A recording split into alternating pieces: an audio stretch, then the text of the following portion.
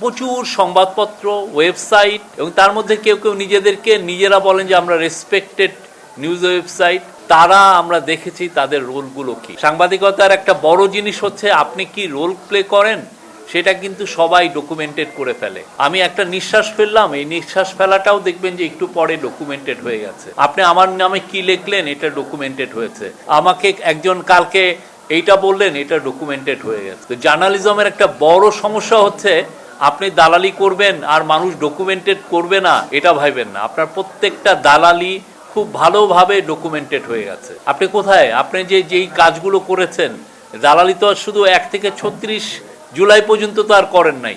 আপনার দালালি শুরু হয়েছে সেই 2009 থেকে। আপনি বড় বড় ম্যাসাকারের বয়ান তৈরি করেছেন।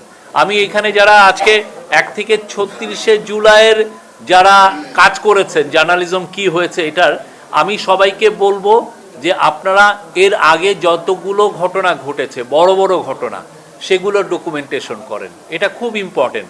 এবং শাপলার সময় ওরা যেটা করতো যে একটা পুলিশ বা ওদের সিকিউরিটি ফোর্স একটা বড় রকমের ম্যাসাকার করতো এবং তখনই দেখতেন যে ফেসবুকে ওদের হয়ে একটা বড় গ্রুপ বা ওদের হয়ে জার্নালিস্টদের একটা বড় গ্রুপ বয়ান তৈরি করতো, মানে এটাকে নর্মালাইজ করা, যে এই লোকটাকে মারাটা দরকার আছে, এ লোক না মারলে দেশ এগোতে পারবে না।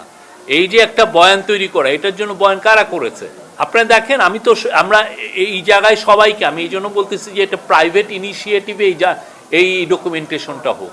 আমি যদি সরকার যদি এই কাজটা করে, কারা এই বয়ানগুলো তৈরি করেছে, তাহলে হবে কি মানুষ বলবে যে না এটা তো সরকারের একটা মোটিভেটেড একটা বিষয় হয়েছে। আমরা চাই প্রাইভেট থিঙ্ক ট্যাঙ্করা এটা করুক, এটা খুব ভালো রকম, এটা প্রত্যেকটা দেশে হয়।